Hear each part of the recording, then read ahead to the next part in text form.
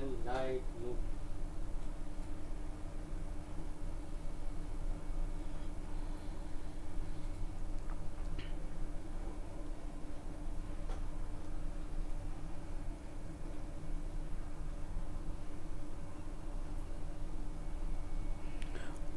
शांति। आज असंध और उत्तराखंड गढ़वाल के भाई बहनों के ये ऑनलाइन भट्टी का लास्ट का दिवस है, छठा दिवस। हमने 5 दिन तक बहुत अच्छी अलग अलग प्रकार की पॉइंट्स हम अपने स्वोन्नति को कैसे तीव्र करें उसके लिए सुनी थी। और आज लास्ट का भी बहुत अच्छा टॉपिक है। पहले दिन हम लोगों ने सुना था, अगर हम अपनी स्वोन्नति करना चाहते हैं, स्थिति को शक्तिशाली बनाना चाहते हैं, उसके लिए अशरीरी आत्माभिमानी स्थिति का अभ्यास वो कैसे करना है, क्या करना है, डिटेल में बताया था। उसके बाद दूसरे दिन हमने सुना था, अगर हम अपनी स्वोन्नति करना चाहते हैं, अंतिम आने वाली परीक्षाओं में पास होना चाहते हैं, हमें विशेष राजयोग का अभ्यास करना है। उसका महत्व क्या है, उसकी विधि क्या है, उसके लिए धारणा क्या है, उसके बारे में डिटेल में चर्चा की थी। उसके बाद तीसरा दिन हम लोगों ने स्थिति को शक्तिशाली बनाने के लिए विशेष अभ्यास पुरुषार्थ किया था, बताया था। हमें अपने व्यर्थ संकल्प से कैसे मुक्त बनना है, समर्थ कैसे बनना है, जीवन शैली को सकारात्मक कैसे बनाना है, उसके बारे में चर्चा की थी। उसके बाद चौथे दिन हम लोगों ने चर्चा की थी, अगर हम अपना स्वयं का परिवर्तन करना चाहते हैं, स्वोन्नति करना चाहते हैं, उसके लिए कर्मेंद्रिय जीत कैसे बनना है, कैसे दरबार लगाना है, कैसे कर्मेंद्रिय का रोल हमें विकार जीत, माया जीत बनने के लिए कितना बड़ा है, और कैसे उसका दरबार लगाना है। सो परिवर्तन से विश्व परिवर्तन, इसके ऊपर डिटेल चर्चा की थी। उसके बाद कल 5वें दिन में हम लोगों ने चर्चा की थी, हम शक्तिशाली बनने के लिए पुरुषार्थ में जो बाधक है वह है पुराने संस्कार। तो उस संस्कार पर कैसे जीत प्राप्त करना है, कड़े संस्कार क्या होते हैं, कैसे स्वयं का एनालाइज करना है, उसके बारे में चर्चा की थी। तो आज का लास्ट का टॉपिक है, अगर हम अपनी स्वोन्नति करना चाहते हैं, शक्तिशाली बनना चाहते हैं, उसके लिए पर चिंतन, पर दर्शन से मुक्त बनने की जरूरत है। तो इसमें काफ़ी सारे भाई बहनों ने लाभ लिया। कहाँ, यहाँ से दूर दूर तक, चाहे आसन, हमने जो टूर भी शुरू किया था, सबसे पहले गए थे आसन, आसन से रहाड़ा, उसके बाद शायद राजौंद भी गए थे, उसके बाद फिर यमुनानगर भी गए थे, यमुनानगर से फिर उसके बाद गए थे श्रीनगर, श्रीनगर से पौड़ी, पौड़ी से फिर गए थे शायद रुद्रप्रयाग, तो उसके बाद शायद टेहरी भी गए थे, और ऐसा, और बाकी कुछ अभी भी नए नए बहुत सारे मैंने नाम देखा, बहनों ने सुनाया, लेकिन हम तो गए नहीं थे, लेकिन भविष्य में ज़रूर कभी आएंगे। आप लोग बाबा की नई नई फूल हैं, बहुत अच्छा निश्चय से बाबा के साथ। वैसे तो मैं देखा केदारनाथ, बद्रीनाथ ऐसे उनके साथ में रहते हैं, उनके आसपास ही रहते हैं। चाहे गोपेश्वर में भी शायद नया सेंटर खुला है, तो आप लोगों को कितने लकी है, देखो बाबा की पालना आप लोगों को मिल रहे हैं। तो इसीलिए विशेष ये 5 दिन से हम लोग बहुत अच्छी बातें सुन रहे थे अपनी स्वोन्नति करने के लिए। तो आज का भी बहुत अच्छा टॉपिक है, और ख़ास तो मेहरचंद भाई, सभी बहनें भी आपके लिए कितना मेहनत कर रहे हैं ज्ञान की। देखो कई बहनों को मैंने देखा, एंड्रॉयड मोबाइल, यूट्यूब, ये क्या होता है पता भी नहीं था, लेकिन एक मुसीबत ऐसी आई ये लॉकडाउन की, जिसके कारण ये सीखना पड़ा, क्योंकि आत्मा का ये बहुत महत्व का भोजन है। तो ये भोजन पहुंचाने का साधन,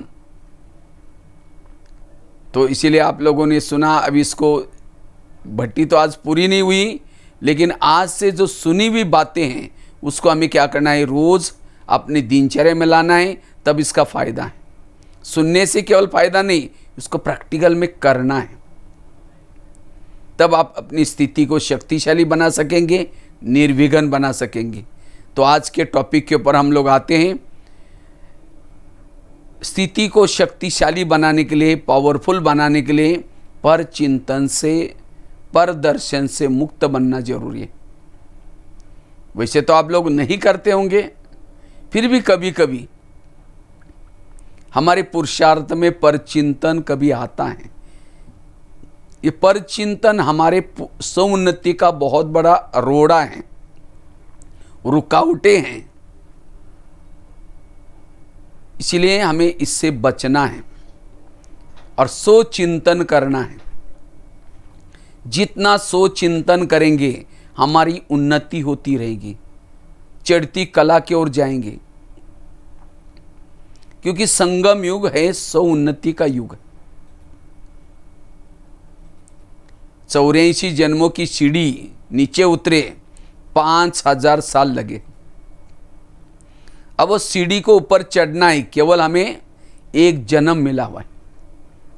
और एक जन्म भी सबको नहीं मिला, पूरा जन्म।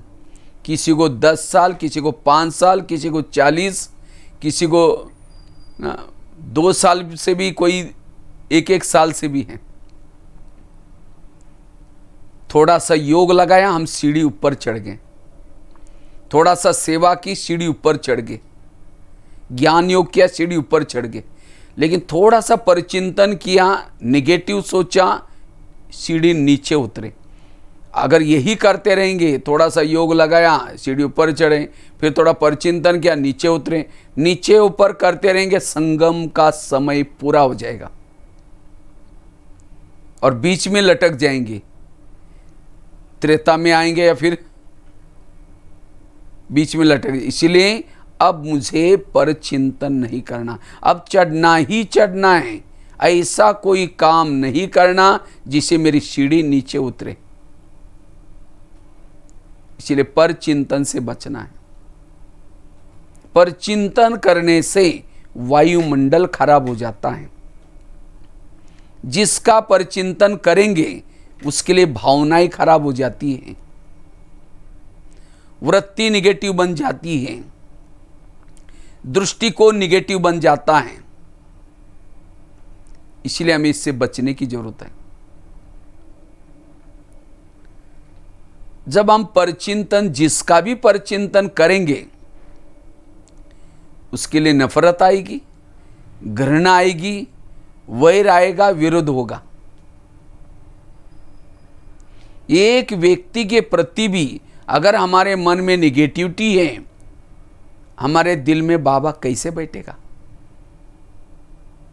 एक होता है भागवत, दूसरा होता है गीता, तीसरा होता है महाभारत।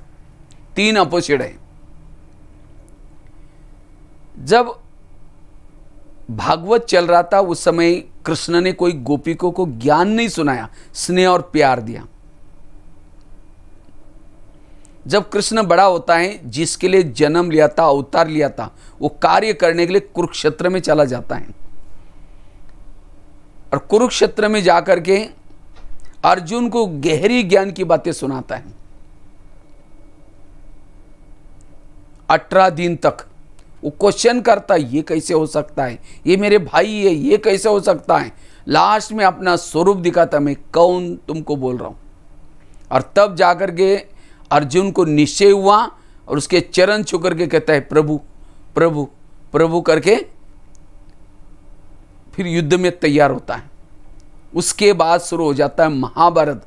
और महाभारत में कृष्ण अर्जुन के रथ में बैठा, विजय बनाया। यह संगम युग की यादगार है।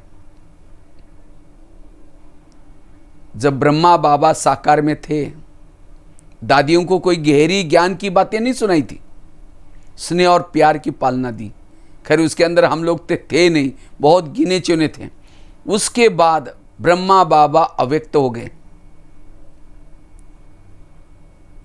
और अव्यक्त होकर के दादी प्रकाश मणि जी को निमित्त बनाया और उसके बाद जगह जगह पूरा विश्व में गीता का गहरा ज्ञान शुरू किया।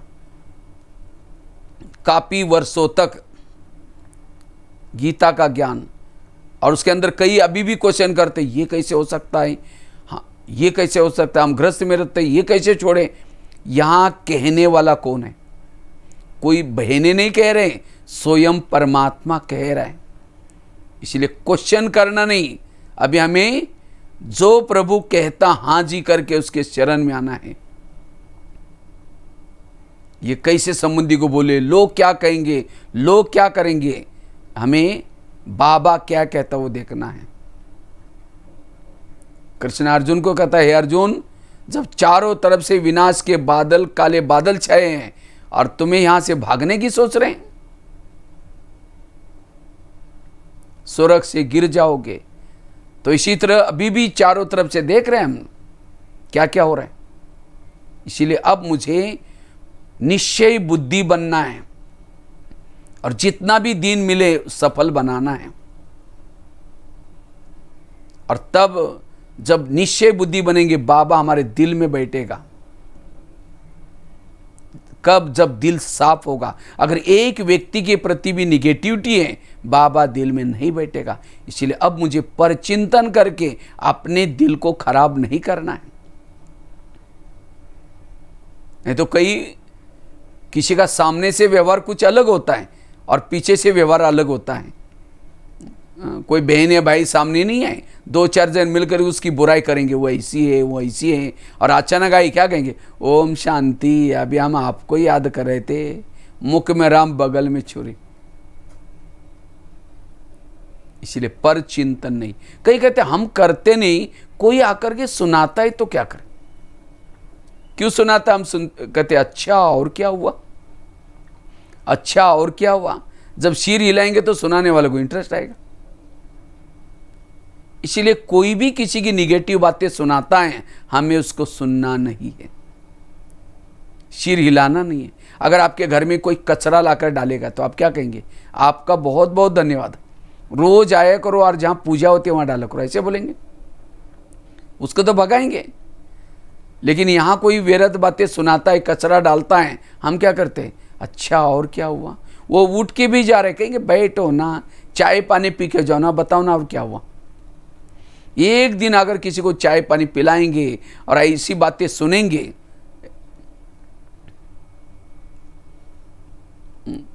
वो बातें सुनाता है, एक दिन सुनेंगे तो वो रोज सुनाएगा। इसका मतलब ये नहीं कि चाय पानी नहीं पिलाओ, चाय पानी सबको पिलाओ, लेकिन आपस में मिलकर के ज्ञान की चर्चा करो। कल मम्मा का डे था, मम्मा डे। मम्मा जब भी देखती थी दो खड़े हैं तो मम्मा को डाउट आता था, जरूर कोई ये निगेटिव बातें कर रहे होंगे। इसलिए आपस में ज्ञान की चिटचैट करना है। बाबा कहते हैं मुख से सदा रतन निकालो। इसलिए पर चिंतन से बचना है। कई बार मुरली में आता है, बच्चे झगमुई झगमुई नहीं करो, पर चिंतन से बचे रहो। तुम्हारा समय बड़ा अमूल्य है, फालतू बातों में अपना समय नहीं गंवाना है। फलाना ऐसा है, ये ऐसी है, ये चक्र घुमाने से उल्टा चक्र है, उल्टा चक्र घुमाएंगे तो अपना ही गला कट जाएगा। सुदर्शन चक्र घुमा करके माया का गला काटना है। इसलिए पर चिंतन हमारे पुरुषार्थ में घातक है। इसलिए बाबा कहते बच्चे किसी के दोष नहीं देखो, अच्छा ही देखो। मक्खी होती है तो मक्खी क्या करते हैं, इतना अच्छा शरीर छोड़ करके जहां जख्म आए उसके ऊपर ही बैठेगी। इसी तरह अवगुण देखने वाला क्या करता है, वो सामने वाला व्यक्ति इतना अच्छा है लेकिन उसका अवगुण के ऊपर ही नजर जाते हैं। कुछ गुण भी तो है। किसी के घर में जाऊं, उनके बच्चे भी बैठा है, बाप भी बैठा है, बच्चों को कहेंगे बच्चा ठीक नहीं, ऐसा है वैसा है, और बाप को कहेंगे आप बहुत अच्छे, आप कितने अच्छे हैं। बाप कहेगा तुम पहले यहाँ से भाग जाओ, तुमने मेरे बच्चों की गिलानी की, तुम मेरे को अच्छा बोलते हैं। इसी तरह सारा दिन कहेंगे ये ऐसा है वो ऐसी है, और शाम को योग में बैठेंगे कहेंगे मीठे बाबा, प्यारे बाबा। बाबा कहकर तुम यहाँ से जाओ, तुमने तो मेरे बच्चों की ग्लानि की। सारे संसार के जितने भी लोग हैं किसके बच्चे? बाबा के बच्चे हैं ना। इसलिए पर चिंतन से बचना। कई कहते पता नहीं हमें मुरली याद ही नहीं रहती, वरदान स्लोगन भूल जाता है। क्यों? निगेटिव की आदत है। ये ज्ञान अमृत सोने के बर्तन में शेरनी का दूध ठहरता है। ये ज्ञान का अमृत भी शुद्ध बर्तन चाहिए, तब मुरली के पॉइंट बुद्धि में रहेंगे। और जब मुरली के पॉइंट बुद्धि में रहेंगे तो खुशी होगी। पहले सवेरे सवेरे पहले जमाने में मक्खन निकालते थे, और किस में निकालते थे? मटके में। मटके में क्यों निकालते थे? क्योंकि मटका ठंडा होता है, और सवेरे सवेरे का टाइम पर निकालते थे।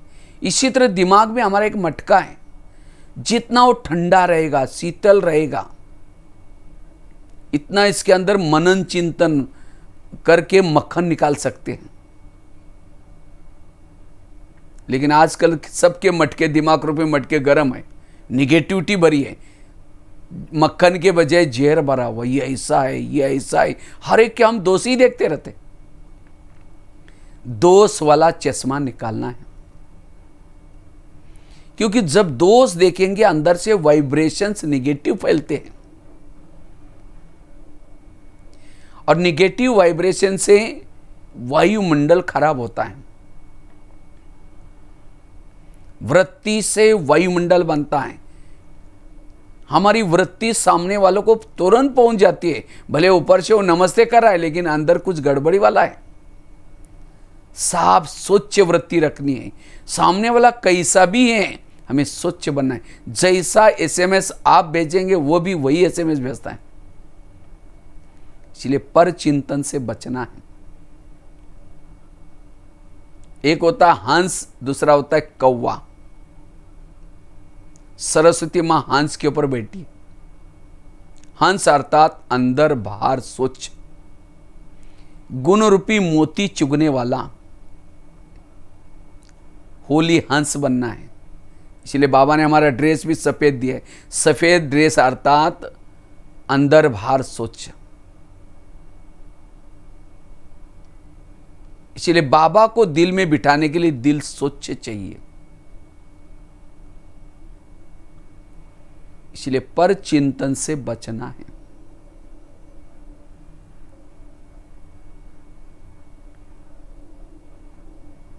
कोई घर में मेहमान आता है तो हम क्या करते हैं? अपनी बहू की बुराई करेंगे। मेरी बहू है ही ऐसी, उसको खाना बनाने की भी अक्ल नहीं। पता नहीं उसके माँ बाप ने क्या संस्कार डाले हैं।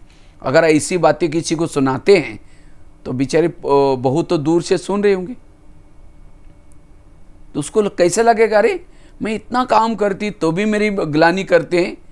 अब वो मेहमान चला जाएगा तो उसके बाद वो ऐसी बैठी रहेगी, कहेगी वो सास तो ऐसी बोलती है, वैसी बोलते, बोलने दो। अगर बहू को सुधारना है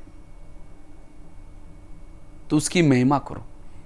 कोई भी घर में मेहमान आते कहो कि मेरी बहू बहुत अच्छे है, वो बहुत अच्छे खाना बनाते, वो रोज इतना अच्छा स्वच्छता रखते थे, कोई एक भी मच्छर हमारे घर में नहीं है।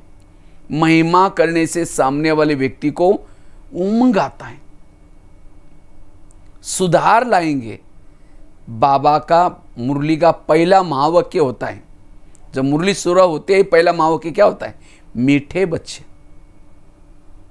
हम मीठे तो है ही नहीं। 7 दिन का जैसा कोर्स हो गया, बाबा रोज हमें मीठे बोलना शुरू किया। मीठे मीठे बोल करके बाबा ने मीठा बनाया। यह है भगवान की सुधारने की युक्ति। तो हमें भी किसी को सुधारना है, उसकी गुणों की महिमा करो। वाह बहुत अच्छा है, आप बहुत अच्छा कर सकते हो, वाह कितना अच्छा है, वाह वाह करते रहो।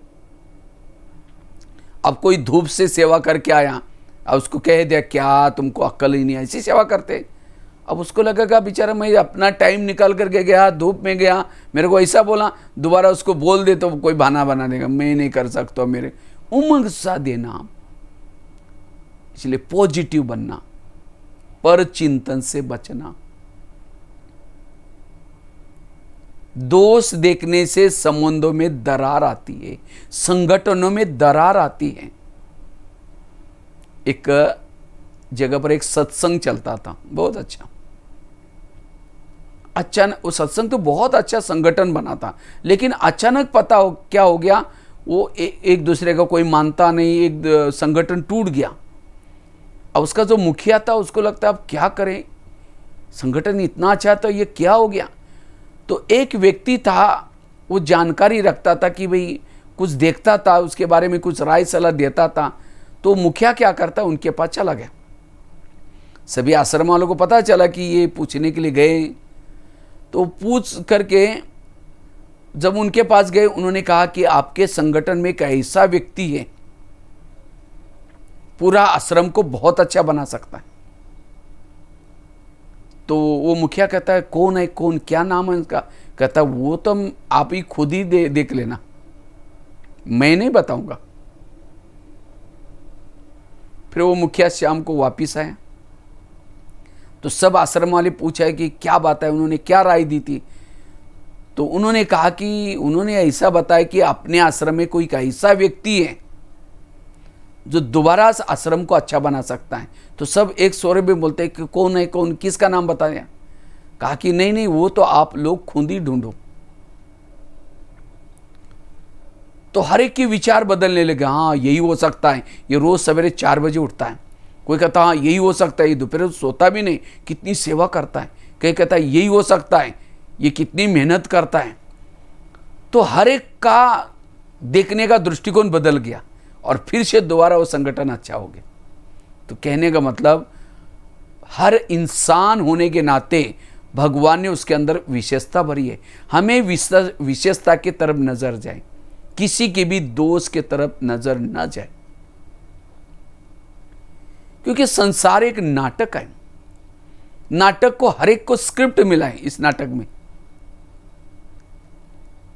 पति की स्क्रिप्ट अलग है, पत्नी की स्क्रिप्ट अलग है, बच्चों की स्क्रिप्ट अलग है, और सब पार्ट बजा रहे हैं।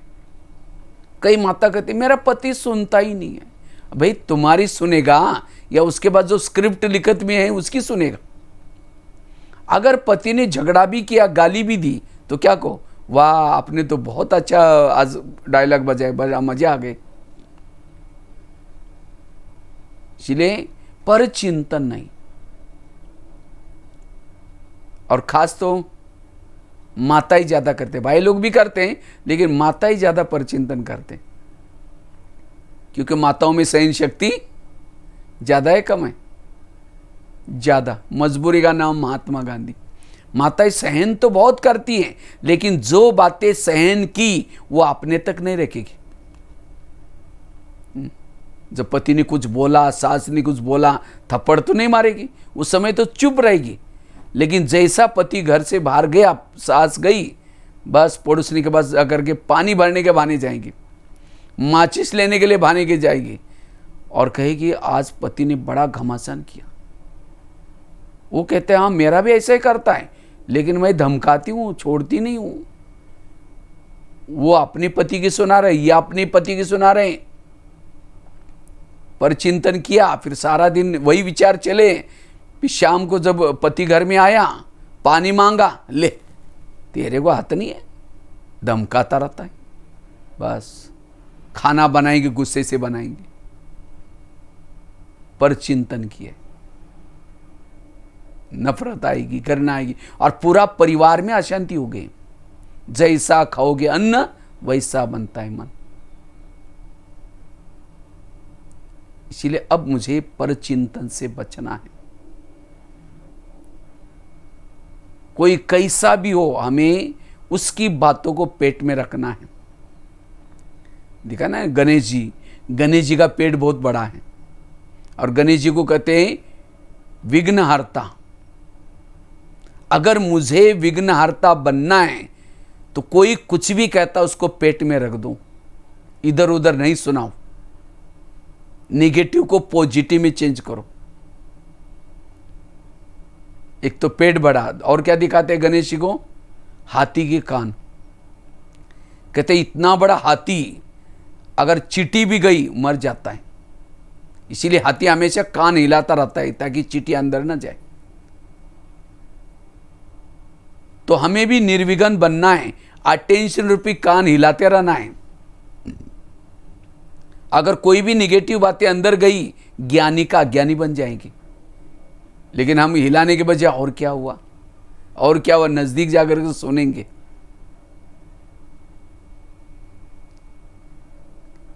गणेश जी को निर्विघ्न का देवता इसीलिए कहते हैं, उसका पिताजी का नाम था शिव। शिव मतलब सबका कल्याण करने वाला। उसकी माता का नाम पार्वती। पार्वती माता अर्थात हमारी पिता कौन है? शिव। शिव मतलब कल्याण करने वाला। और हमारी माता अर्थात हमारा परिवार सारा ऊपर है, पार्वतन में है। ब्रह्मा बाबा, शिव बाबा। कल बाबा ने कहा ना, कल की मुरली में इसने कहा, मम्मा ने कहा था, शंकर जी हमारे कौन है? ताया जी। ताया मतलब चाचा जी। हमारा और कुछ नहीं, भाई बहने, दादा, बाबा और चाचा जी, बस यही परिवार है। सारा परिवार हमारा ऊपर है पार्वतन में। और उसका भाई कौन था? कार्तिकेय। कार्तिकेय कैसा था? पवित्र था, ब्रह्मचर्य। जिसका भाई पवित्र है, जिसने पवित्रता को भाई बनाया, उसके जीवन में विघ्न कैसे आएंगे?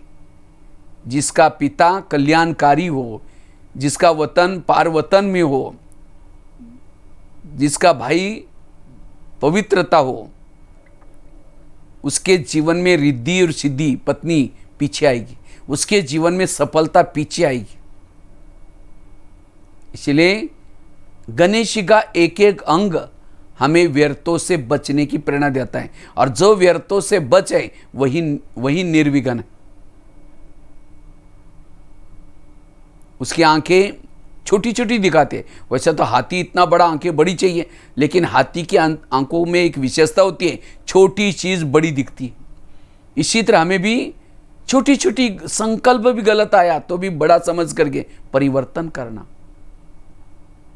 वो डांस करता है, कौन सा? एक पाँव गणेश जी का ऊपर और एक नीचे। तो इसी तरह हमें भी अब घर जाना है, अब घर जाना है, धुन लगे, निर्विघ्न। इसलिए पर चिंतन नहीं। पर चिंतन करने वालों को सुख शांति नहीं मिल सकती। आज हम यहां आश्रम में आते हैं, ज्ञान लेते, किसी लिए लेते हैं? थोड़ा सुख मिल जाए, शांति मिल जाए। लेकिन कभी कभी विपरीत हो जाता है, कारण पर चिंतन।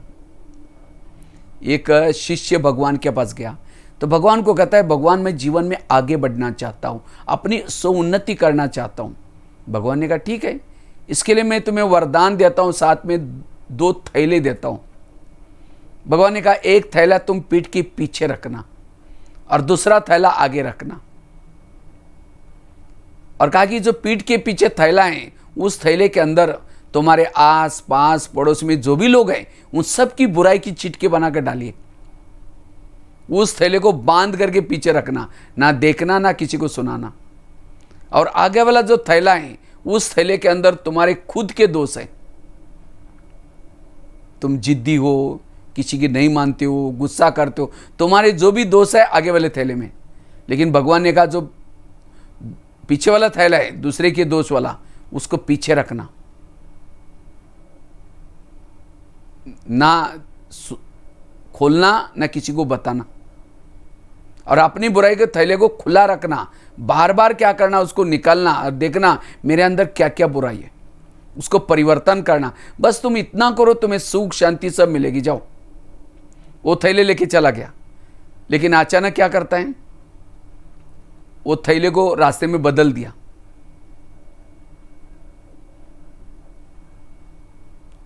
दूसरे की बुराई को पीछे कर दिया और अपनी बुराई को पीछे रख दिया और दूसरे की बुराई को आगे किया। तो जैसे उन्होंने थैले उल्टे के वरदान भी उल्टे हो गए। फिर भगवान के पास आता है, कहता है भगवान मुझे सुख मिला ही नहीं, शांति मिली नहीं। भगवान ने कहा अच्छा, तुमको जो मैंने वरदान दिया उसको क्या किया? कहता भगवान मेरे से भूल हो गई, आगे पीछे कर दिया। भगवान ने कहा यही तुम्हारे दुखों का कारण है। ये कहानी किसी और की नहीं, हमारी अपनी कहानी। हम भी यहाँ सेंटर पर आते हैं, किसी लिए आते? थोड़ा सुख मिल जाए, जीवन में शांति मिल जाए। तो बाबा कहता ठीक है बच्चे, मैं तुम्हें वरदान देता हूँ, साथ में 2 थैले देता हूँ। दूसरे की बुराई को तुम पीछे रखना। पीछे मतलब देखते हुए किसी की बुराई को नहीं देखना। हर एक का अपना अपना पार्ट है, और अपनी बुराई को आगे रखना, खुला रखना, बार बार देखना कि मेरे अंदर क्या क्या दोष है, और उसको परिवर्तन करना। तो इतना करो, तुम्हें सुख मिलेगा, शांति मिलेगा, सब मिलेगा। जाओ। लेकिन हम बाहर जाकर के क्या करते?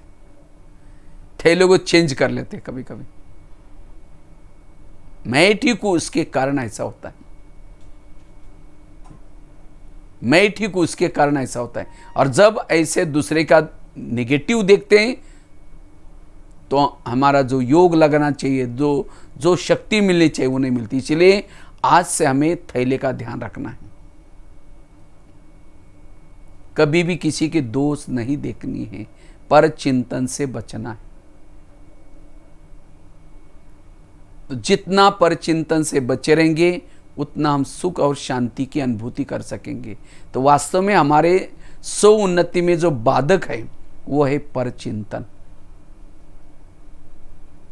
इसलिए बाबा कहते बच्चे, पर चिंतन से बचे रहो, झगमुई झगमुई नहीं करो। अभी कुछ दिन पहले, 8 दिन 5-6 दिन पहले मुरली थी, बच्चे तुम्हारा समय अमूल्य है, तुम्हारा समय अमूल्य है, तुम कभी भी किसी के दोष नहीं देखो, इसे बच करके रहो। इसलिए पर चिंतन से हमें बचना है। जितना इसे बचे रहेंगे, सो उन्नति कर सकेंगे।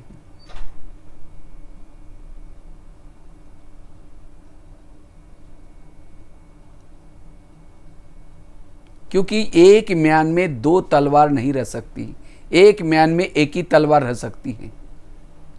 तो इसी तरह एक मन में 2 बातें नहीं रह सकती, एक तो चलेगा सो चिंतन या एक तो चलेगा पर चिंतन। जो पर चिंतन करता वो सो चिंतन नहीं कर सकता, अपनी उन्नति नहीं कर सकता। इसलिए पर चिंतन से बचना।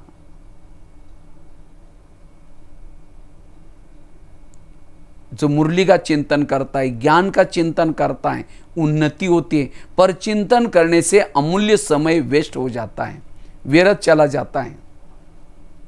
सिवाय ज्ञान के अब हमें व्यर्थ चिंतन नहीं करना है। इससे हम अपनी स्व उन्नति कर सकते हैं। नहीं तो अगर पर चिंतन करेंगे तो खाली रह जाएंगे। दोपहर से लेकर के हम यही तो करते रहे, औरों को देखते रहे, वो क्या करता है, भक्ति भी करते रहे, तो उसे हम नीचे ही उतरे।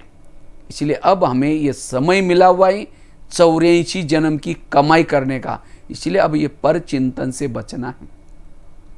समय देख रहे हैं, दिन प्रतिदिन हम विनाश के नजदीक जा रहे, दिन प्रतिदिन हमारे दिन कम होते जा रहे। कहते ना, एक यात्री यात्रा में जा रहा था, उसकी यात्रा जंगल से शुरू हो जाती है, तो उसको डर लगता है कहीं शेर ना आ जाए, चीता ना आ जाए, तो भी हिम्मत करके चलता है, हिम्मत करके जाता है। तो अचानक वो यात्री ने पीछे मुड़कर देखा, एक शेर उसके पीछे लगा था। तो शेर से बचने के लिए वो यात्री दौड़ता है, पीछे मुड़कर फिर दौड़ता है। वो पीछे मुड़कर दौड़ रहा था, अचानक वो यात्री क्या होता है, कुएं में गिर गया। नीचे भी नहीं गिरा,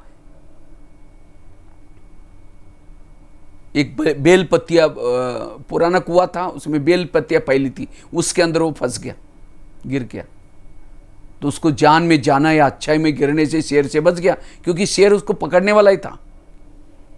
तो उसको लगा अब शेर तो भाग गया होगा आगे। ऊपर शेर करके देखता है लेकिन शेर ऊपर से नीचे देख रहा था। वो कहता है मैं ऊपर आऊंगा नहीं तो मेरे को क्या खाएगा।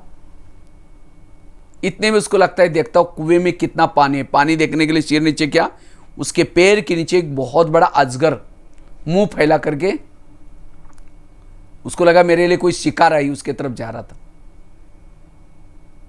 अगर वो यात्री ऊपर जाता, शेर बैठा हुआ है, उतने में उसकी नजर गई जिस बेलपत्ती पर वो लटका था, उसको 2 चूहे काट रहे थे, एक सफेद चूहा, दूसरे बाजू में काला चूहा। अगर वो बेलपत्ती कटते ही सीधा क्या करता, वो अजगर के मुंह में गिरता।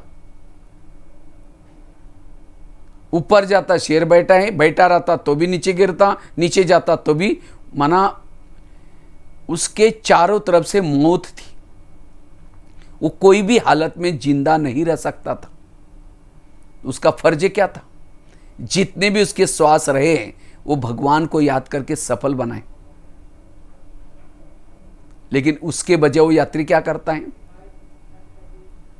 जिस बेलपति से नीचे गिरा था वहां मधुमक्खियां लटकी थी, मधुमक्खियां बैठी थी और उसका शहद नीचे टपक रहा था। वो यात्री शहद लेकर के चाटने में मस्त हो गया।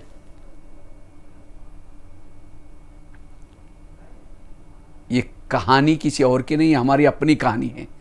हम भी यात्रा करने के लिए धरती पर आए हैं ऊपर से।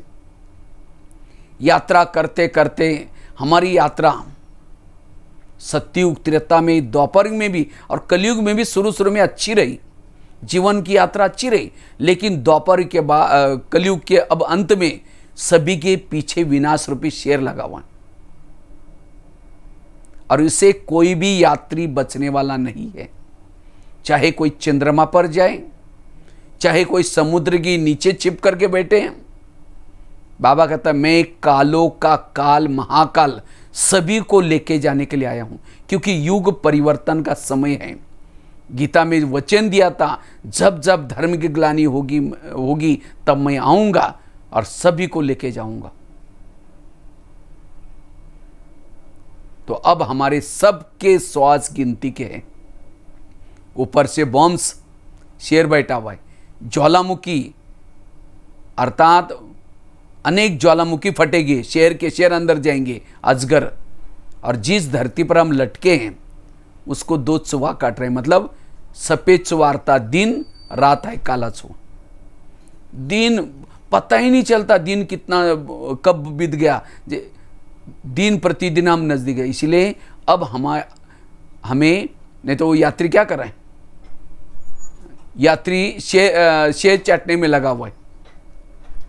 इसी तरह हम भी क्या कर रहे हैं, पर चिंतन करके, तेरी मेरे करके, धन इकट्ठा करके, बैंकों में जमा करने में, तेरी मेरी करने में लगे हैं। अगर थोड़ा आश्रम में आओ कहीं टाइम ही नहीं, और बैठ करके कितने घंटों तक इसकी उसकी बातें।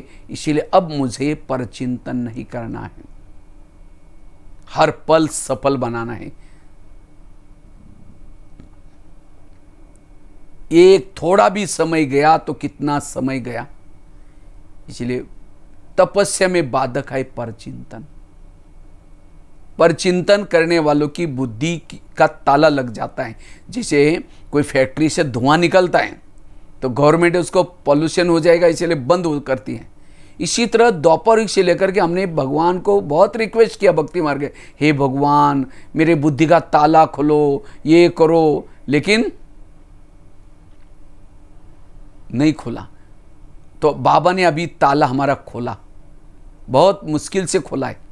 और फिर ताला खोलने के बाद फिर हम परचिंतन करेंगे। बाबा ऊपर से देखेगा परम धाम से, ये कौन से फैक्ट्री से धुआं निकल रहे हैं, उत्तराखंड से कौन से शहर से आ रहे हैं।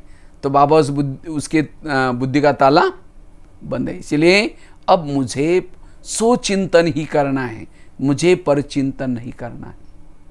वायुमंडल को अच्छा बनाना है। अगर कोई व्यक्ति किसी सेंटर की, कोई बहनों की इधर उधर सुनाता है, उसको हाथ जोड़ो, प्लीज भाई ऐसी बातें आप मत सुनाया करो। क्योंकि परचिंतन की बातें सुनने से हमारी भावनाएं खराब हो जाती है। भावना और योग इसका बहुत गहरा कनेक्शन है। जितनी हमारी भावना ऊंची उतना योग ऊंचा। जितनी हमारी सेंटर के लिए, मधुबन के लिए भावना ऊंची उतना योग अच्छा। समझो कोई जा रहे हैं तो चलते चलते कोई एक व्यक्ति मिला, उसने क्या, वो जो जा रहा था वो अच्छे कपड़े पहन के जा रहा था, लेकिन जो मिला उसने क्या किया, अचानक लेकर के कीचड़ डाल दिया उसके शरीर कपड़े के ऊपर, सारे कपड़े खराब हो गए। अब क्या करेंगे, अचानक डाल दिया, अब वापिस में भी नहीं जा सकते क्योंकि लोग क्या कहेंगे, वापिस आएगा फिर कपड़े चेंज, टाइम तो गया ना। फिर दूसरे दिन जा रहा था, फिर वही दूसरे कपड़े पहन के वही खड़ा है, और पता है कि आज भी कीचड़ डालने वाला है, कई बार डाला है उसने, तो क्या करना है, इसे किनारा करना है ना। इसी तरह हम ज्ञान किया, योग किया, स्थिति अच्छी बनाई, चलते चलते कोई मिला, अरे वो ऐसा है, वो ऐसी है, कीचड़ा डाल दिया, स्थिति बिगड़ गई। फिर दूसरे दिन फिर, इसीलिए व्यर्थ बातें सुनाने वालों से किनारा करना, जिसको ही बाबा कहते हैं बच्चे कुसंग से बचे रहो, कुसंग से बचे रहो। इसीलिए व्यर्थों से बचना है। पर चिंतन करने वाले ज्ञान से अपने आप निकल जाते हैं। बाबा कहते मेरे अच्छे अच्छे बच्चे थे, बहुत अच्छे थे, ज्ञान योग करते थे, सेवा करते थे, लेकिन आज वो है ही नहीं, चले गए। कहां गए, क्यों गए? उन्होंने ज्ञान में चलते चलते किसी के दोष देखना शुरू किया, पर चिंतन करना शुरू किया, इसीलिए वो चले गए, उनकी भावनाएं बिगड़ गई। घाटा किसका हुआ? खुद का हुआ ना। एक सत्संग चलता था, उसमें बहुत सारे लोग आते थे, तो एक दिन एक शिष्य ने गुरुजी को कहा, गुरुजी मुझे एक वरदान चाहिए।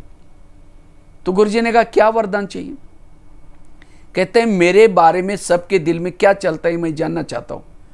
तो गुरुजी ने कहा अच्छा ये बात है क्या? तो गुरुजी ने क्या किया, उसको वरदान दिया, साथ में एक छड़ी दी, कहा कि जब भी किसी के दिल में कुछ जानना चाहते हो, ये छड़ी को दिल में रखो, उस व्यक्ति का नाम लो, तुम्हें पता चलेगा। तो उस शिष्य को छड़ी दी, वरदान दिया, उस शिष्य चला गया। अचानक रास्ते में याद आया, पहले मैं गुरुजी की चेकिंग करता हूं, गुरुजी के अंदर मेरे बारे में क्या चलता है। तो उसने क्या किया, छड़ी को दिल में रखा, दिल पर रखा, गुरुजी का नाम लिया, थोड़ी सी छड़ी काली होगी। जब छड़ी काली होगी, उसको लगता है अरे गुरुजी के अंदर मेरे बारे में कालापन आई, तो उनको गुरुजी को गुरुजी बना करके फायदा क्या?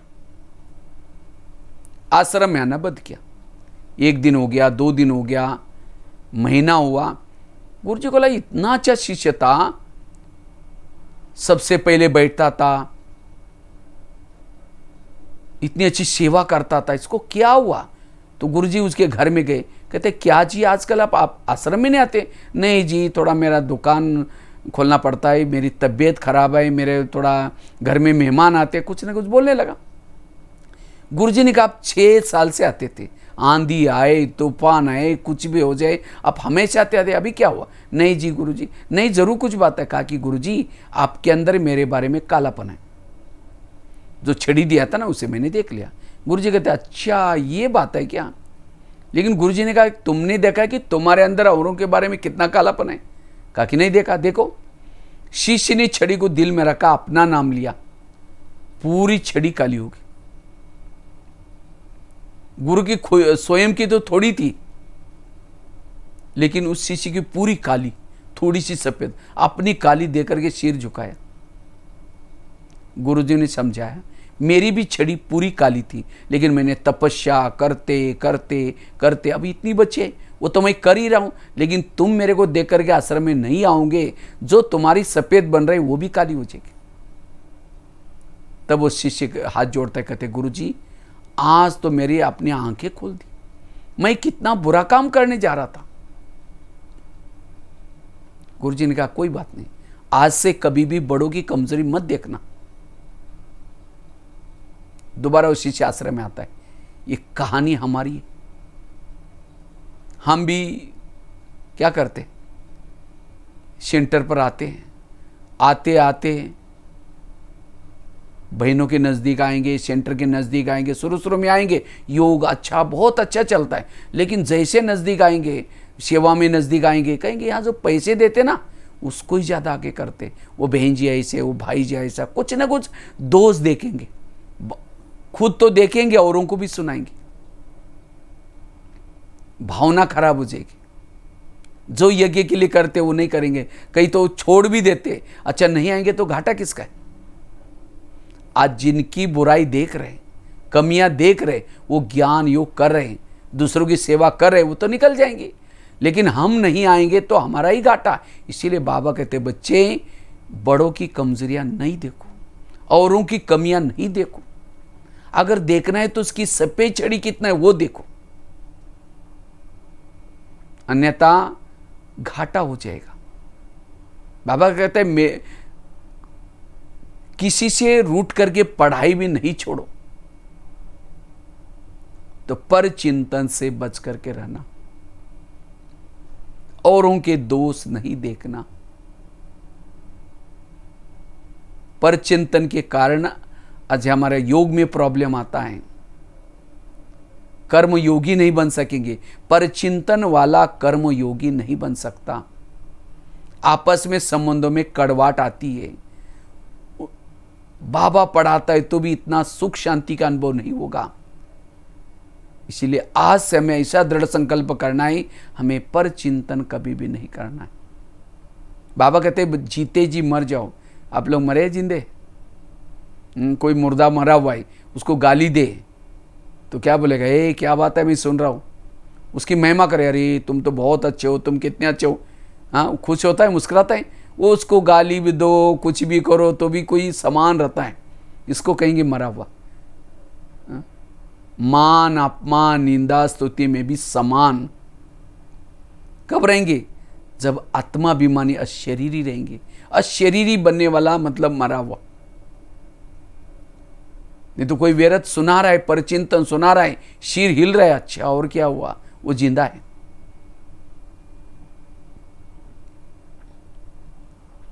इसलिए परचिंतन से बचना। जो परचिंतन सुनाता है वो तो अपना विकर्म कर रहे हैं, लेकिन जो सुन रहे हैं उसको प्रेरणा दे रहा है, अच्छा और क्या हुआ, और क्या हुआ, वो भी अपना विकर्म बना रहा है। इसलिए ना हमें किसी को सुनाना है, ना किसी का टाइम वेस्ट करना है। दूसरों को सुना करके उसकी भावनाएं खराब करने से भी विकर्म बन जाता है। इसलिए परचिंतन से बचना। परचिंतन करने वाला, दूसरों को देखने वाला जीवन में खाली ही रह जाएगा, वो कुछ नहीं कर पाएगा। कहते ना एक कसाई था, बाजू में एक संत था। तो कसाई क्या करता था, बकरी काटता था, लटकाता था, लोग आते थे लेके जाते थे। तो संत अपनी झोपड़ी से सारा देखता रहता है, हाँ ये भी आया, ये भी आया, ये भी आया, सारा दिन वही चिंतन करता था। और कसाई बकरी काटता था, कहते भगवान ये सब मेरे को क्या करना पड़ रहा है, देखो कितना मेरे से भगवान के ऊपर कसता रहता था, फिर कुछ दान पुण्य करता था। एक दिन क्या हुआ, कसाई की मृत्यु हो गई, उसकी आत्मा ऊपर गई। तो चित्रगुप्त ने उसको पूछा कि आप नीचे गए थे, भगवान ने आपको नीचे भेजा था, आप कौन सा दान पुण्य करके आए, अपना हिसाब बताओ। तो कसाई कहता है मैं दान पुण्य, अरे मेरे से क्या दान पुण्य, मेरे से ज़्यादा पापी हुआ होगा। फिर भी कहता है मैं भगवान के ऊपर कसता था, कभी दान पुण्य करता था। ये आपने सही बताया, मैंने जो आए बताया। कुछ सालों के बाद उस संत की भी मृत्यु हो गई। तो उनको भी चित्रगुप्त ने यही पूछा कि आपको नीचे भगवान ने भेजा था, तो आप नीचे जाकर के धरती पर क्या पुण्य पाप किया, अपना हिसाब बताओ। वो कहता है मेरे पास एक कसाई रहता था, बहुत खराब था, बकरी काटता था, ये भी आता था, ये भी आता था, उसको कभी स्वर्ग में मत भेजना। चित्रगुप्त ने कहा अरे भाई मैं आपकी बात सुना रहा हूँ, आपको पूछ रहा हूँ। कहता है नहीं मेरे पास कसाई रहता था, बहुत खराब था, बकरी काटता था। फिर तीसरी बार पूछता है अरे भाई मैं आपका दान पुण्य की बात पूछ रहा हूँ। फिर कहता है कि मेरे पास एक कसाई रहता था, क्योंकि सारा दिन उसने उसको ही देखा है। तब चित्रगुप्त ने कहा कि वो जाति का कसाई था, तो भी बेचारा भगवान के ऊपर कसता रहता था, कुछ दान पुण्य करता था। लेकिन आप संत होने के बावजूद भी सारा दिन झोपड़े में इधर उधर करते हुए, खिड़की से उसको ही देखते रहे, उसकी बुराई करते रहे, आपको तो ध्यान में बैठने का टाइम ही नहीं मिला दान पुण्य करने का। इसलिए आपके जीवन में कोई पुण्य नहीं है। आपको ही नरक में जाना पड़े। कहीं ऐसा ना हो जाए हम दूसरों को देखते रहें। इसीलिए बाबा कहते बच्चे किसी को देखो नहीं, दूसरों को सुधारने का ठेका परमात्मा का है और अपने आप को खुद को बदलने का ठेका मेरा है। इसलिए पर चिंतन से बचना। एक स्लोगन है, पर चिंतन पतन की जड़ है, सो चिंतन उन्नति की सीढ़ी है। आए थे हरि भजन करने के लिए, वोटने लगे कपास। इसलिए ये धारणा हमें पक्की करनी है। इसीलिए बाबा को बीच बीच में मुरली में टोटके सुनाना पड़ता है, बच्चे झगमुई झगमुई नहीं करो, पर चिंतन नहीं करो। ये सब क्यों सुनाना पड़ता है? क्योंकि कभी कभी हम क्या करते हैं, कभी भटक जाते हैं, कभी कभी किसी के दोष देखना शुरू करते हैं। इसलिए दोष वाली दृष्टि को चेंज करना है। दोष वालों को कोई भी अच्छा नहीं दिखाई पड़ेगा, ये भी ऐसा है, ये भी ऐसा है। इसलिए अपने दोष वाली दृष्टि को खत्म करना है और सदा गुणों के तरफ नजर जाए, हंस बनना है। और तब ज्ञान रतन हमारे दिमाग में चलते रहेंगे, अन्यथा हम खाली रह जाएंगे। लास्ट की एक स्टोरी शेयर करके, मैं स्टोरीज काफ़ी सारे सुना रहा हूँ ताकि ये अच्छी तरह आपको याद रहे। क्या क्या बताए, थैले वाली, पीछे का थैला आगे नहीं करना है। कैसे पता चलेगा थैला आगे क्या? हाँ जी हाँ जी, अच्छा और क्या हुआ? अगर ऐसे कर रहे हैं तो पीछे का थैला आगे हो गया। इसीलिए दूसरे की बुराई को पीछे रखो, देखते हुए भी नहीं देखो। और क्या बताई? छड़ी वाली बात बताई, कसाई वाली बात बताई। इसलिए पर चिंतन से। और लास्ट की एक स्टोरी सुना करके मैं पूरा करता हूं। कहते का एक सेठ जी थे, तो उन्होंने कहा अपना बहुत बड़ा मकान क्या क्या बेच दिया। तो मकान बेच दिया और काफ़ी सारा पैसा आ गया। तो एक ठग को पता चला कि सेठ जी ने मकान बेचा है, इनके पास तो बहुत सारा माल पानी होगा। तो उनको दूसरे शहर में शिफ्ट होना था वो सेठ जी को। तो ठग ने क्या क्या पता किया कि वो कौन से ट्रेन से जा रहे हैं, तो उसी ट्रेन में, उसी बोगी में, उसी के सामने सीट बुकिंग कर दी। तो जिस दिन जाना था वो सेठ जी भी बैठ गए, वो ठग भी आ गया।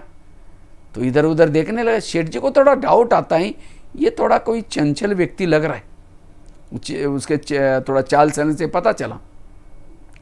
जैसा स्टेशन, पहला स्टेशन आया तो ठग कहता है, सेठ जी कुछ पानी वगैरह पी के आओ ना, आपको प्यास वगैरह नहीं लगती? तो सेठ जी तो समझ लिया अगर मैं पानी पीने के लिए जाऊं तो मेरा सारा माल पानी ये खींच लेके जाएगा। तो सेठ जी ने कहा ऐसा है, मैं अभी भी जस्ट पी के निकला था, तो मुझे इतनी प्यास नहीं है, तो ऐसा करो तुम मेरे लिए बोतल में लेके भी आओ और साथ में तुम खुद भी पी के आओ। अगले स्टेशन में मैं खुद जाऊंगा, क्योंकि मुझे थोड़ा ज़्यादा समय बैठने का आदत नहीं है। मैं ठहर के भी आऊँगा अगले स्टेशन पर, अभी तो मैं यहीं बैठूँगा। तो ठग तो बड़ा खुश हो गया। तो फटाफट क्या किया, वो जा कर के पानी लेने के लिए चला गया वो ठग। तब तक सेठ जी ने अपना जो भी पैसा था एक गठरी में बांध दिया, पोटड़ी में, और उस ठग के तकिए के नीचे रख दिया। तो इतने में ट्रेन की सीटी बज गई। वो ठग भी पानी लेके आ गया। आकर के फिर बैठ गए, बातें करते करते करते दूसरा स्टेशन आ गया। जैसा स्टेशन आया, सेठ जी कहते अच्छा मेरी बारी है ना, मैं अब पानी लेके आऊँगा, तुम्हारे लिए भी लेके आऊँगा, मैं थोड़ा टहल के भी आऊँगा, पानी पी के भी आऊँगा। जैसे सेठ जी नीचे उतरे, वो ठग क्या करता, फटाफट उनका सामान ढूंढना शुरू करता है, कहाँ पैसा रखा है करके। काफ़ी सारा ढूंढा, कुछ नहीं मिला। तब तक टाइम हो गया, तो एकदम चुपचाप हो गया। तब तक सेठ जी आ गए। फिर बातें करते करते दूसरा स्टेशन आया।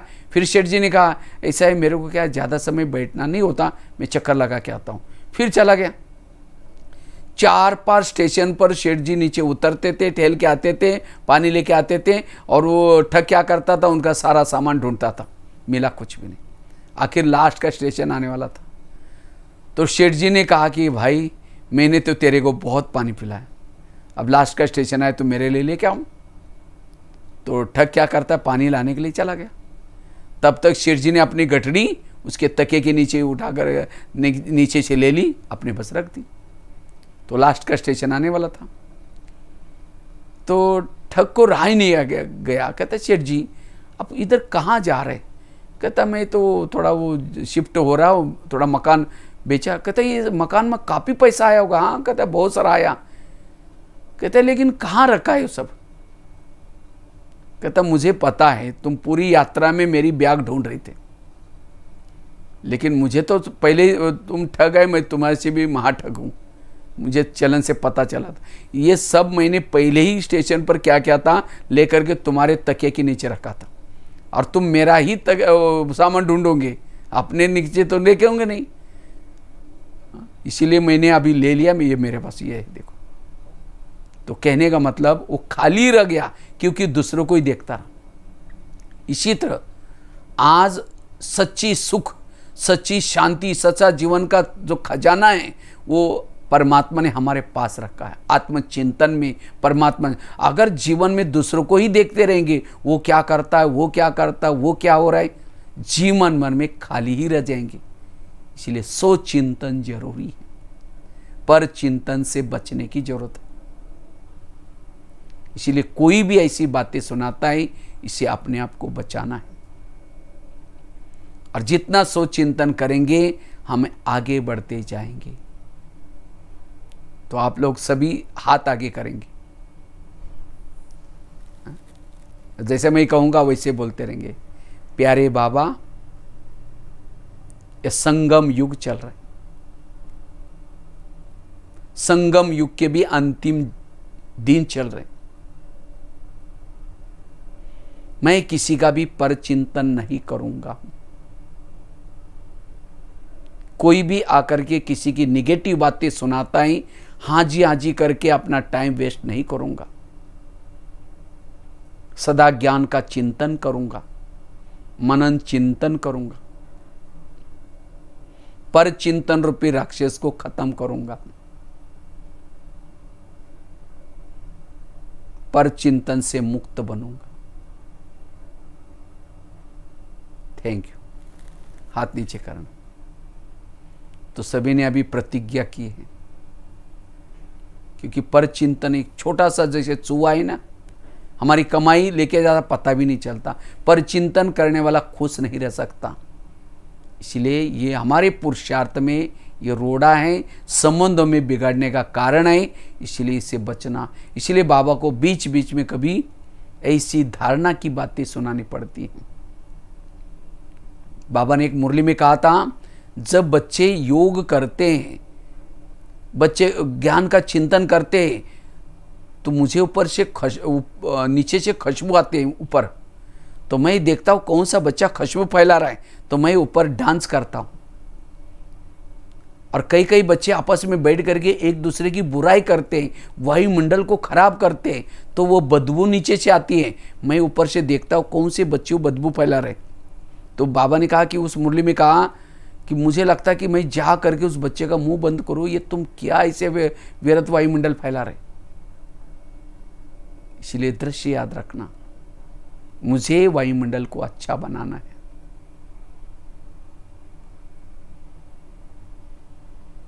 अगरबत्ती क्या करते, कैसी भी बदबू हो अपनी खुशबू का प्रभाव डालते हैं, कैसा भी वायुमंडल हो, लेकिन हमें सोच चिंतन करके अपनी खुशबू फैलानी, रूहानियत की खुशबू फैलाने, पर चिंतन से बचना, तब जाकर के योग लगा सकेंगे।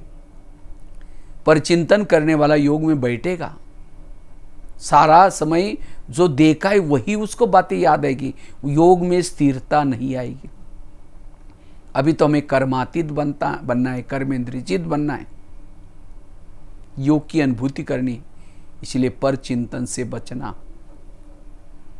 तो बहुत सारी धारणा की बातें आप लोगों ने सुनी, और मैंने केवल ये सुना ही नहीं, लेकिन मैं खुद भी अभी भी अगर समझो कभी प्रभाव में आकर के, वायुमंडल के प्रभाव में आकर के पर चिंतन करूंगा, अभी भी मेरा योग नहीं लगेगा। मैं खुद भी इसके ऊपर ध्यान रखता हूं। तो इसलिए आप लोग भी ये जरूर करेंगे, सोचिंतन करेंगे, और बाकी तो अनुभव तो आप लोगों ने उसी दिन सुनाया था शॉर्ट में। वैसे तो कभी टाइम मिलेगा तो अनुभव की तो बहुत गहरी बातें हैं, वो भी कभी सुनाएंगे, ठीक है। बाकी सभी को बहुत बहुत धन्यवाद जो हमें सेवा का मौका मिला। लगता है कि रोज़ ऐसे शाम को चलता रहे, लेकिन समय की भी सीमा होती है। और भाई बहनें सब फ़ोन कर रहे, भाई जी हमको कब टाइम देंगे, तो इसलिए उनको भी देना है। फिर आप कभी फ्री होगा तब फिर और भी ये अच्छे अच्छे टॉपिक है उसके ऊपर चर्चा करेंगे। एक सहन शक्ति का बहुत अच्छा टॉपिक है, ये सहन शक्ति का, तो उसके ऊपर भी कभी लेंगे। तो अभी जो भी ये 6 दिन में बातें सुनी है उस बातों को जीवन में लाएंगे और अपनी उन्नति करते रहेंगे। कभी भी परचिंतन नहीं करना है, व्यर्थों से बचना है। और जो मैंने बताया कि शिकार करनी है तो शिकार करके पालना करके ज़रूर मधुवन में जब लेके आएंगे तब लेके आना। जो बताया काम वो ज़रूर करना, ठीक है। ये तो बहुत अच्छे अच्छे टॉपिक के ऊपर चर्चा हुई, सिंपल सरल भाषा में। और मुझे लगता है कि बहुत सारे एग्जाम्पल्स आपको दिए। मेरे पास तो 900,000 जितने एग्जाम्पल्स है छोटे छोटे, वो एग्जाम्पल्स भी याद रहते हैं, उसे कोई भी लेक्चर स्पष्ट हो जाता है। तो आप लोग अच्छा पुरुषार्थ करेंगे, तीव्र पुरुषार्थ करेंगे और उत्तराखंड को देवभूमि बनाएंगे। मैं तो उत्तराखंड के उस एरिया में भी गया हूँ, जैसे चाहे पिथौरागढ़, उसके बाद उस साइड पे पूरा मतलब दोनों उत्तराखंड के पूरी एरिया में गया। बाकी तो आपके नए नए सेंटर बने तो बाद में कभी बहुत अच्छा माहौल बनेगा। ये कोरोना का प्रकोप पूरा हो जाएगा उसके बाद कभी ज़रूर आएंगे, ज़रूर आपके सामने सम्मुख मिलेंगे। अभी तो आपको ये साइंस के साधन को द्वारा आए थे और आपके साथ मिले थे, तो आप लास्ट सो फास्ट जाना। बाबा कहते हैं जो लास्ट में बच्चे आए नए नए वो तो और ही तीव्र जाएंगे। इसलिए कभी नहीं सोचना हमें तो बहुत समय के बाद बाबा ज्ञान मिला, हम कैसे आगे बढ़े। क्योंकि छोटों के ऊपर माँ बाप की ज़्यादा नज़र रहती है, वो सबको प्यारे लगते हैं। तो भले आप लास्ट में आए तो लास्ट आकर के आपको फास्ट जाना है। इसलिए बहुत अच्छा अच्छा खजाना आपको मिला हुआ है। तो अपना टाइम बिल्कुल अपना चिंतन में, चिंतन में लगाना है और तीव्र पुरुषार्थ करना है। तीव्र पुरुषार्थ अर्थात टाइम वेस्ट नहीं करना है, अपना हर टाइम को सफल करना है। तो इसी के साथ साथ बहुत बहुत धन्यवाद, खास तो मेहरचंद भाई जी को, नीलिमा बहन जी को, उषा बहन जी को, जिन्होंने सेवा का चांस दिया। बाकी जो भी बहनें, चाहे श्रीनगर में बहनें रहते हैं, चाहे श्रीनगर में तो मुझे बहुत कितने मैंने फ़ोटो खींचता रहा, वो छत पर जाता था, वो सामने जो मुझे अच्छा लगता था, खास रोड पर आकर के मैं घंटों तक फ़ोटो खींचने में लगा रहता था। एक दिन तो मैं वो पुल के ऊपर से क्रॉस करके बाजू में गया, वो पूरा दूर तक पैदल गए, वहाँ से बहुत सारे वीडियो बना करके फ़ोटो लेके आए थे। तो इस तरह से बहुत अच्छा। अभी भी देखो कलयुग के अंतिम समय भी आप लोग इतने अच्छा प्रकृति की गोद में रहते हैं, तो सतयुग में तो कितना ऊंचा अच्छा जन्म होगा। इसलिए चाहे पौड़ी वाले, चाहे उत्तरकाशी वाले तो गंगा तो बिल्कुल सामने हैं। तो इसी तरह ज्ञान गंगा के साथ और स्थूल गंगा के साथ रहते हैं। ऐसे ही आप लोग तो पावन हैं, थोड़ा सा और पुरुषार्थ करना है। बाकी रुद्रप्रयाग वाले, बाकी नरेंद्र नगर वाले, ये सभी को, बाकी कर्णप्रयाग तो शायद नहीं गया था, गोपेश्वर भी नहीं गया था, और भी नए नए सेंटर खुले थे वहाँ तो नहीं गया था। तो ज़रूर फिर आएंगे। इसी के साथ साथ बहुत बहुत ये बाकी अभी 2 मिनट हम बाबा की याद करेंगे और पूरा करेंगे। सभी कमर सीधी करके बैठेंगे।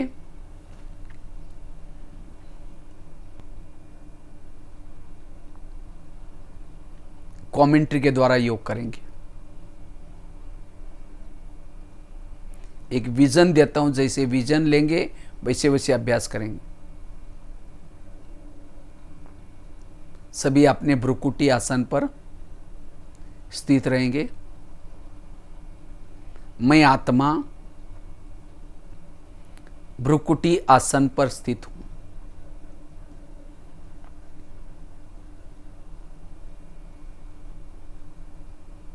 मैं भाग्यशाली आत्मा हूं।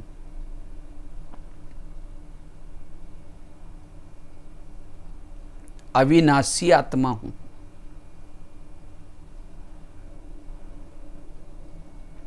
चारों युगों में हीरो पार्ट बजाने वाली आत्मा हूं। यह शरीर मेरी एक गाड़ी है। इस गाड़ी का मैं ड्राइवर हूं।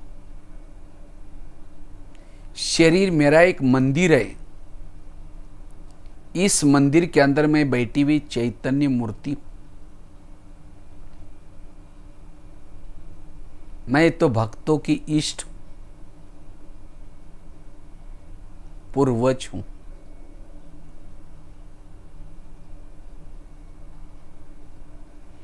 मैं शांत स्वरूप हूं। शक्ति स्वरूप हूं।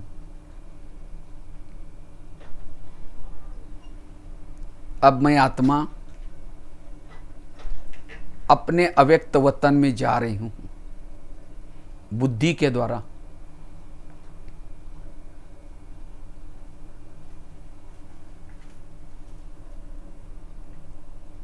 जैसे मैं अव्यक्त वतन में जाती हूं,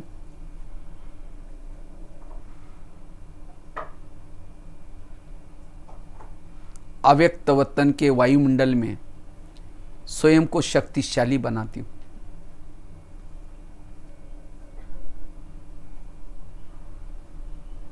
बाबा से दृष्टि ले रहे।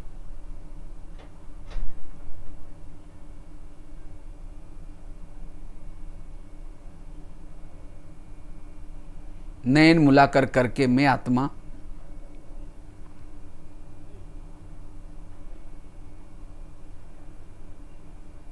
बुद्धि रूपी नेत्र के द्वारा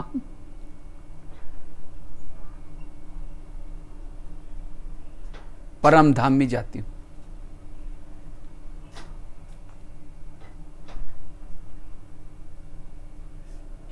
परम धाम में प्रभु मिलन कर रहे हैं।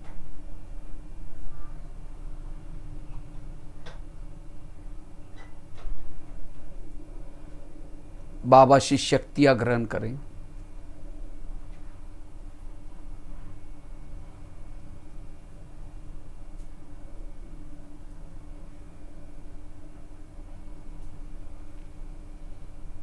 मैं भरपूर आत्मा बनती जा रही हूं।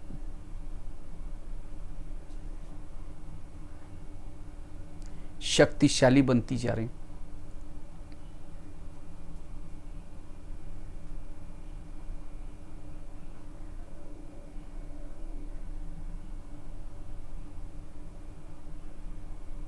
ज्वाला स्वरूप बनती जा रही हूं। अब ये प्रभु मिलन करके वापिस मैं आत्मा धीरे धीरे अव्यक्त वतन में आती हूं।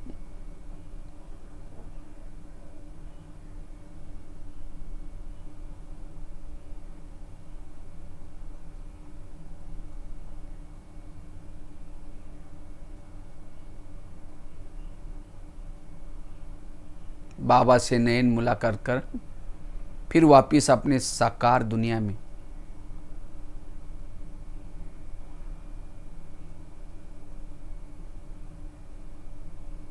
इस भौतिक शरीर में आती हूं। मैं आत्मा हूं।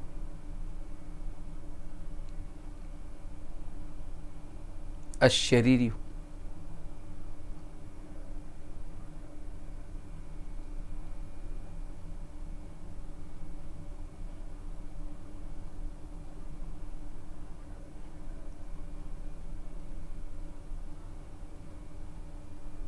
अब मुझे भक्तों की पुकार सुनाई पड़ रही। मनसा सेवा करने के लिए मैं मंदिरों में जा रही हूं।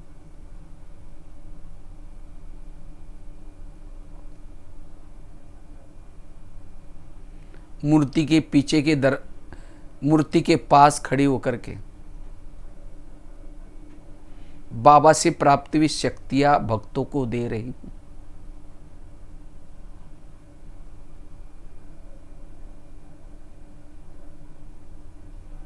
सभी को ईश्वरीय संदेश दे रही हूं। एक मंदिर से दूसरे मंदिर में जा रही हूं।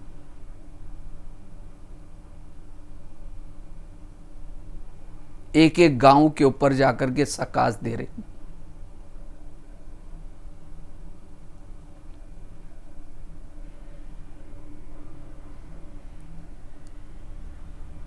विभिन्न देशों के ऊपर जाकर के सकाश दे रही हूं।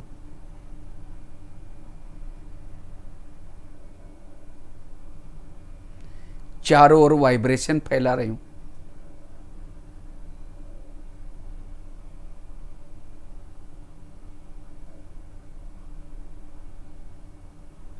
अब इस संसार में मेरा कोई नहीं है। जिसको मैं अपना समझती थी, ये सब कुछ नष्ट होने वाला है।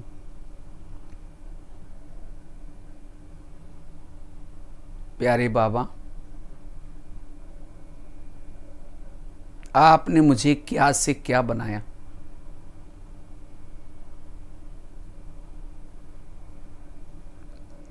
आपके उपकार को कभी भी मैं भूल नहीं सकती हूं। आपके इस ईश्वरीय कार्य में मैं सहयोगी बनूंगी। इसके लिए मां शीतला बन करके चारों ओर शीतलता की किरणें फैलाऊंगी।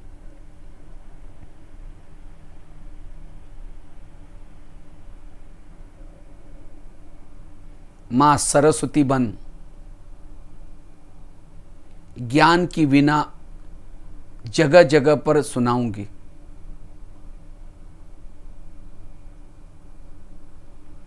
मां दुर्गा बन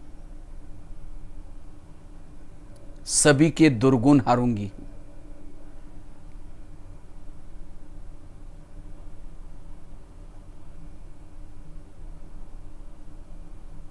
मैं शिव में शक्ति हूं।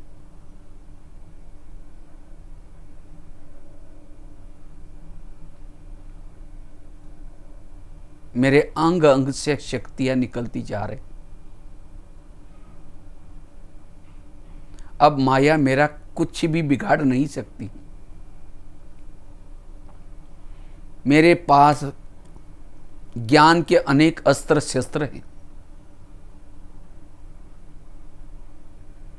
मैं शिव शक्ति हूं, ज्वाला देवी हूं। मेरे इस ज्वाला स्वरूप स्थिति में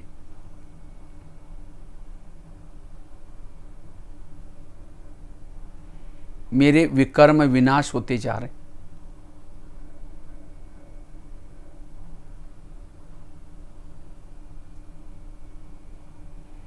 मुझे मां काली बन करके सभी को कालों से छुड़ाना है।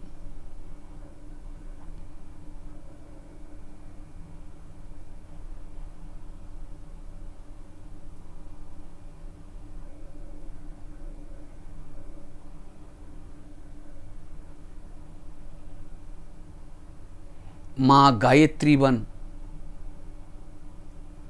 गीता का ज्ञान गा गा करके सबको सुनाना है। मैं शिव में शक्ति हूं, महावीर हूं।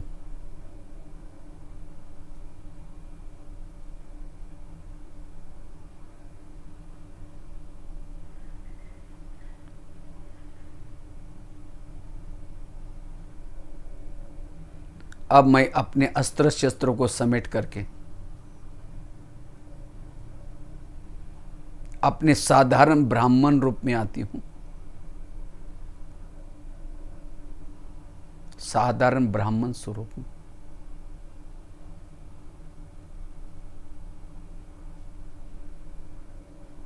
ओम शांति।